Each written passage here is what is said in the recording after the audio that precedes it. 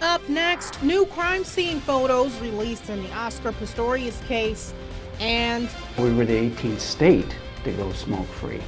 It's World No Tobacco Day. That's tonight's top story right now on Fox 5 News at 9. Your first local news at 9 starts right now, only on Fox 5 at 9. Thanks for joining us tonight. I'm Emily Scarlett. We'll get to the World's No Tobacco Day in just a moment. First, Malmstrom Air Force Base officials handing out notices of furloughs to its civilian employees. The furloughs are the result of automatic federal budget cuts, which began taking effect earlier this year. One civilian personnel officer says 525 civilians in a range of jobs from medical to maintenance personnel will be given furloughs. However, an official with Malmstrom Public Affairs says they're not sure at this time just how many civilians will be affected. Reports say the furloughs will be for 11 days per employee, with the furlough period beginning July 8th through September 30th. Workers will be required to take off one 8-hour shift per week without pay for that period, totaling 88 hours. But officials say there will be a handful of exceptions. Malmstrom officials began notifying civilian employees yesterday. Today, people across the world saying no to tobacco, covering products from cigarettes to chewing tobacco. Tonight, our own Rachel Osley tells us about this year's No Tobacco Day. Tobacco kills nearly 6 million people worldwide each year, and not all of those are smokers. More than 600,000 people are non-smokers dying from secondhand smoke, which is why these public awareness campaigns are so important for everyone. No Tobacco Day is a worldwide health campaign to raise awareness about the harmful effects of using tobacco products and to advocate for effective policies to reduce tobacco consumption. Here in Montana, we were the 18th state to go smoke-free. That's certainly a huge step forward for us. As early as 2005, countries began going tobacco-free by banning the use of tobacco products in all public places. At one point, the anti-tobacco campaign may have strongly focused on smoking. Any burning product is going to give off carbon monoxide. Carbon monoxide even comes from cars. Would anyone actually go out and suck on the tailpipe of a running vehicle? I hope not. But the truth is that most tobacco products contain certain added chemicals that can be harmful to your health. 60 of those chemicals in those commercially produced products are carcinogenic or cancer-causing. Tobacco companies are often accused of targeting children in their marketing campaigns and with their choice of packaging, which is why health campaigns like No Tobacco Day also target children. Big tobacco companies are trying to have replacements for those that are succumbing to the harmful effects of the tobacco. Therefore, if we can start with the kids and educate them well enough to not use these products, I think we'll cut down on that replacement figure. Tobacco use is considered the #1 most preventable cause of death across the globe. Health officials blame tobacco use for killing 1 in 10 adults worldwide, but they say it's never too late to quit. We always ask that if you are going to cessate from these tobacco products, and it can be a tough road, we ask that you not do that alone. If you want to quit, try calling the Montana Tobacco Quit line at 1-800-QUIT-NOW. This is a free service that offers products like nicotine patches and gum, in addition to counseling services, and again, it's all free. In the Fox 5 studio, I'm Rachel Osley. Meanwhile, coffee fanatics will have to think twice before lighting up outside of Starbucks. The coffee chain says it will start banning smoking within 25 feet of its stores. According to a spokesperson, the goal is to expand the indoor no smoking policy to the outdoor seating areas. The rule will apply to the 7,000 cafes owned and operated by Starbucks Corporation, regardless of whether they have outdoor seating. The smoking ban goes into effect tomorrow. Now moving into weather, Chief Meteorologist Ted King is here with the first look at our forecast. Ted, looks like there might finally be an end in sight for all the rain. Yeah, right you are, Emily, and it's about time, too. Let's take a look at the Weather Authority Doppler radar, and we'll see that. Look at this. Everything is shrinking as far as the returns. I'll tell you what, let me just name off the counties that are having some flooding issues. There's an urban and small stream flood advisory for Cascade County. Great Falls, of course, in that. There's minor flooding possible in low-lying areas. And flood warnings for Blaine, Fergus, Garfield, Hill, Judith Basin, Macomb, Petroleum, Phillips, Prairie, and Choteau County. In fact, Dan Grove from the Choteau County Highway Department called and said Highwood Road is closed until further notice. So Highwood Road is closed until further notice in Choteau County. I'll have details on that forecast coming up in a little while. Emily. Thank you, Ted. New details in the Shannon-Auger traffic stop incident. It has been confirmed that the Glacier County Sheriff's deputy who pulled Auger over did not have jurisdiction to arrest the Blackfeet tribal leader and state senator from Browning. Glacier County Attorney Carolyn Burka confirming today county law enforcement officers have no authority over enrolled tribal members and their descendants within the boundaries of the Blackfeet Indian Reservation. The attorney declined, however, to discuss any of the specifics regarding Senator Auger's case.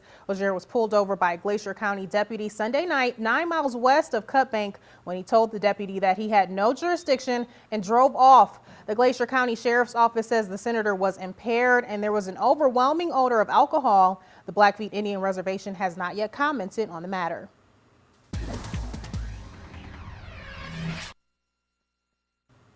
Graphic photos being released for the first time showing the bloody scene where Olympian Oscar Pistorius allegedly shot his model girlfriend to death on Valentine's Day. The images showing the scene, blood splattered on the walls and smeared on the floors of the 26-year-old Paralympian South African home. Pistorius is charged with premeditated murder in the shooting death of his girlfriend, model Reva Steenkamp. He claims he shot Reva because he mistakenly thought she was an intruder. Meanwhile, it's alleged police officers involved in the investigation are being questioned after the disappearance of one of the athlete's watches from his house. Pistorius remains out on bail. His next court appearance is next week, Tuesday, June 4th. Your Fox Health Fix tonight examines why medical marijuana is sending children to the emergency room and another reason to steer clear of those sugary drinks. Take a look. The World Health Organization is calling the Middle Eastern virus MERS a threat to the entire world. The death toll is rising from the SARS-like virus, and so far, more than half of those diagnosed with the MERS have died. Scientists don't know how the virus has spread, but so far cases are confirmed in 8 countries. The surge in medical marijuana use is making it easier for young children to accidentally ingest food made with the drug. A Colorado Children's Hospital study shows 14 children were treated in the emergency room in the 2 years following approval of marijuana use. More bad news if you like sweet drinks. New research shows they cause kidney stones. Data from nearly 200,000 patients shows that those who drink soda daily have a 33% higher chance of developing the condition.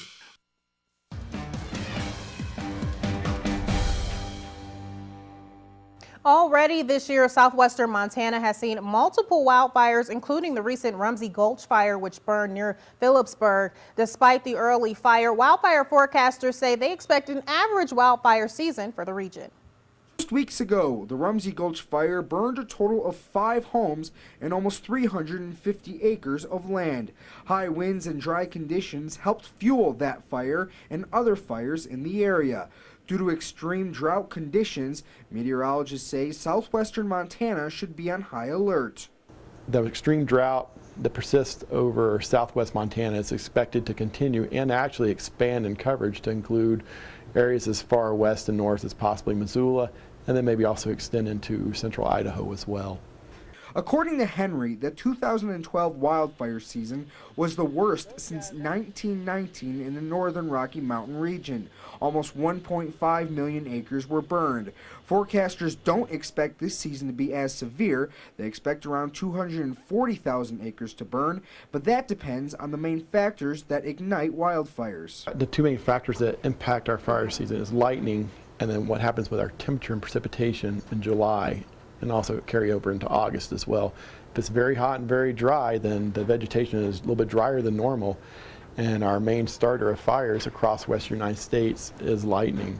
Recent snow and rain in Montana could have an impact on the start of the season, but Henry says the driest areas will be where major wildfires start. I actually think that the fire season this season is going to begin somewhere near Whitehall. They've received a good bit of precipitation over the past months, and their drought has decreased there, but they're still drier than normal, and they still do have some measure of drought. So I think the fire season is going to begin there. Henry says he expects the fire season to spread west near the Butte area and to the western portion of the state. The rain causing many gardeners to completely neglect their nurseries, but Fox 5's Myra Castaneda is hoping to fix this common mistake. A wet month of May doesn't mean you can ditch your hose and expect Mother Nature to hydrate your plants. We still have to water our trees and shrubs because a lot of the rain will just shed off the tops of the plants. Canopies on these bigger trees shield the root system, making it difficult for the rain to penetrate down to the ground. In the landscape, you have to realize that it's really not getting any moisture down here. Despite all the rainfall in the region, your plants may not be getting enough moisture. You can check by manually digging up 4 inches below the surface, and that should give you an idea. As the month exits, Great Falls has seen more than 2.6 inches of much needed rain, above its average this time of year, but the increase in moisture can sprout fungus. Basically, you look at where the juncture is of the stem, and if it wasn't so dirty, we might see some discoloration. You can prune it out, and on junipers, for example, you prune it out, and you can spray it also. And you want to get after it before it starts spreading to the rest of the plant. Employees at the nursery still water their pots daily, but the above average moisture has given them a bit of a break. At the nursery, this amount of rain, we can shut off the system for a while and let the plants absorb it. Tilleris says the rain is a big help to his nursery, but even a bigger help for those in the ag industry. It's wonderful for everybody, and we used to call it $1 million rain. Now it's $1 billion rain for the farmers and so on. In Great Falls, Myra Castaneda, Fox 5. The good thing is with all the rain, the grass is now nice and green, but it hasn't stopped raining long enough to give it that nice cut, but we might get that chance tomorrow, right? Yeah, look, it's looking like finally, believe it or not, it might make Ripley's believe it or not. Anyway, yes, there are still some flood warnings out for many of the counties actually east of Cascade County in our area. So lots of rain out there. In fact, Highwood Road in Choteau County closed until further notice. So that's something to think about if you're driving in that part of the world. Take a look at where we were today as far as high temperatures. Only in the low to mid 50s across the region. You folks in Helena saying, hey, no rain for us, but look at that, over ½ an inch in Great Falls. And again, tomorrow looks good, but there is more rain on the way, believe it or not. I'll tell you about that coming up after the break.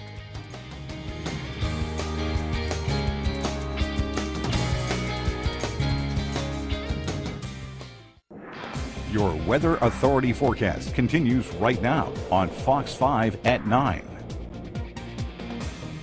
Evening, everybody. Yes, Friday is here and the rain's just about done. A good day tomorrow, but some rain returns on Sunday. Look at this.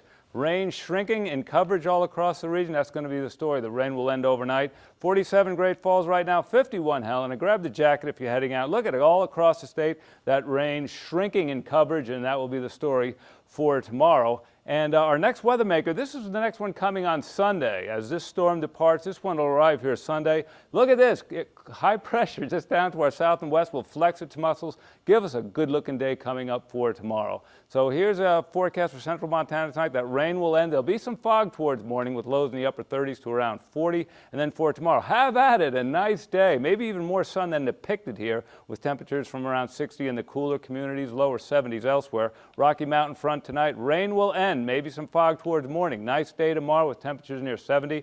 Highline tonight, some fog develops as the rain has ended overnight tonight. And then for tomorrow, good looking day, milder, beautiful day coming up. And then for Sunday, that next system rolls towards us. I don't know if Sunday will be a washout. I think you can go ahead maybe with some of the outdoor plans, but watch out. Those showers will be visiting the area, particularly in the afternoon and evening on Sunday. And then on Monday, more of the same. It looks like a rainy, gray day on Monday, but that will be out of here by early Tuesday. And Wednesday and Thursday and the rest of the week right now looking pretty sunny and pretty nice. Emily? Coming up, country music superstars Lone Star heading up to the Big Apple to play some of their hits as part of the Fox and Friends Summer Concert Series. That's in tonight's entertainment update, up next on Fox 5.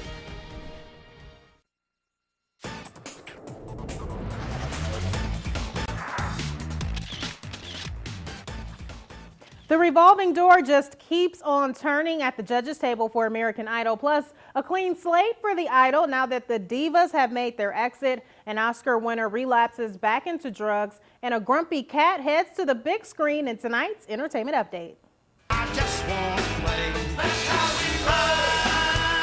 The Texas-based band Lone Star gearing up for the release of their latest album, Life as We Know It, performing the lead single, Party All Day, along with their classic, Amazed. The group, which formed in 1992, has released 8 total studio albums. Be sure to pick up a copy of their latest album, hitting store shelves Tuesday, June 4th. Grumpy Cat. Internet sensation Grumpy Cat, whose real name is Tartar Sauce, has inked a deal for the big screen, according to the Wall Street Journal. The funky feline has over 20 million views on YouTube and will star in a Garfield-like feature. TMZ reporting Oscar winner Philip Seymour Hoffman has completed a 10-day detox program after drug relapse, which included snorting heroin.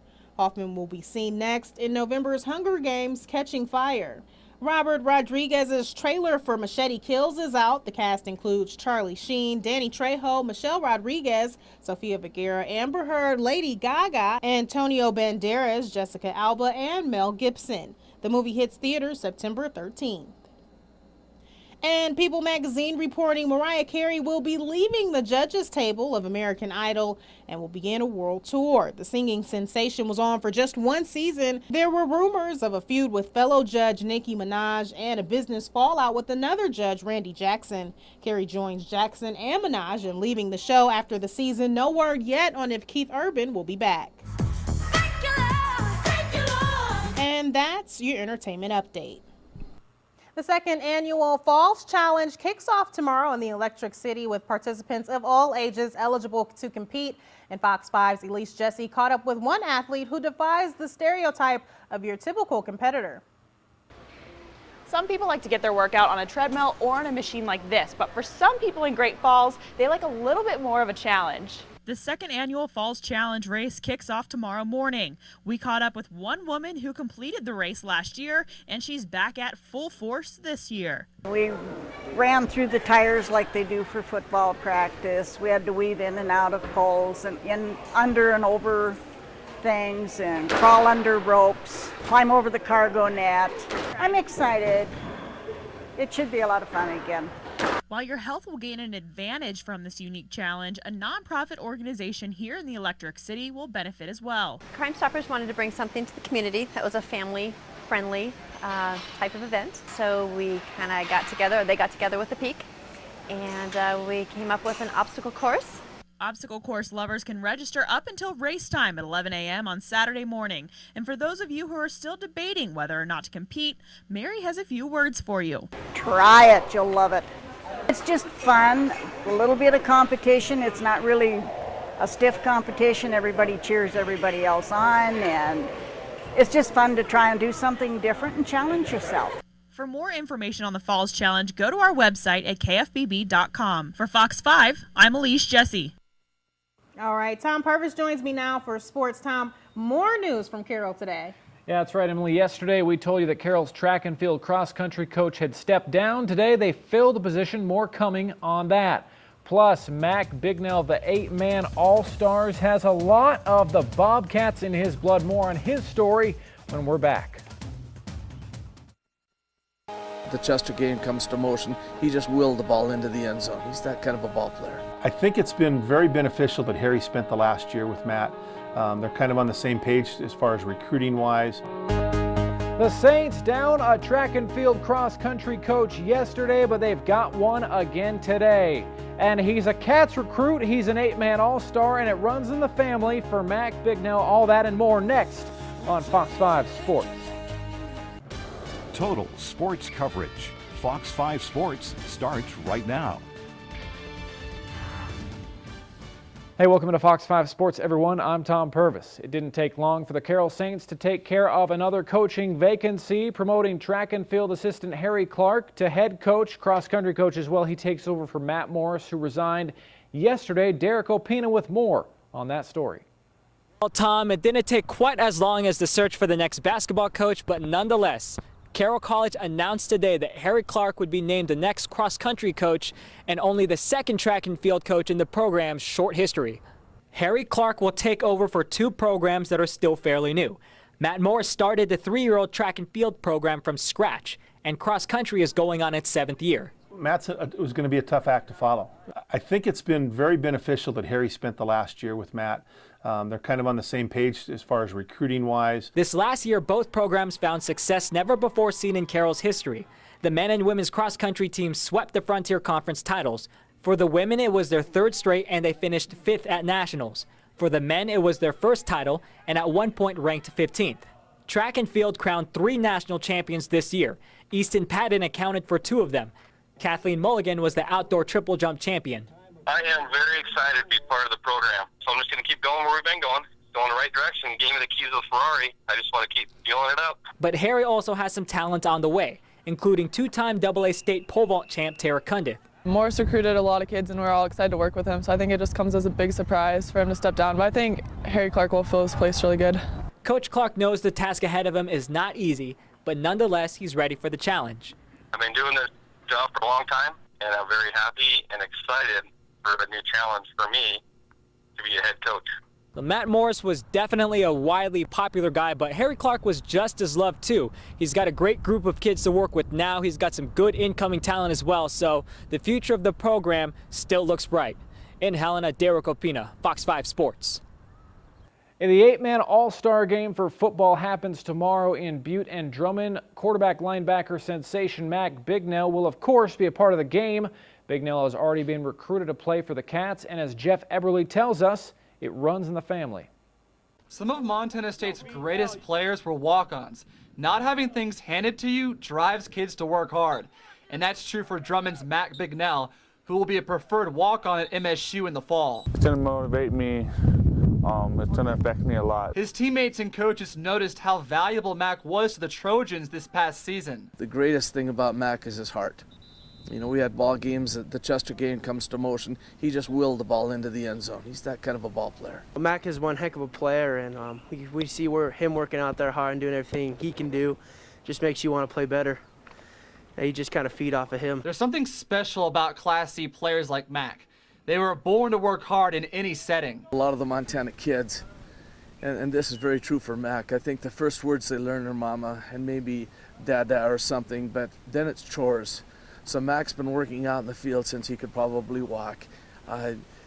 Homework, football is just one more thing that they take very seriously. Mac's like, I don't know, I've known him forever. He's that kid that's, you know, he's competitive as heck, and he's always has to be winning everything. So I guarantee when he goes down there, he's going to be trying his butt off, and he's going to earn himself playing time. That's just the way he is. He's just a hard worker. Tomorrow night's Cleverly Classic features some of the best Class C players in the state, and Mac's ready to line up with them one last time. It's pretty exciting, you know, to finally just play with your opponent that you worked so hard to beat over the years, so it's fun. Reporting in Butte, Jeff Eberly, ABC Fox Montana Sports.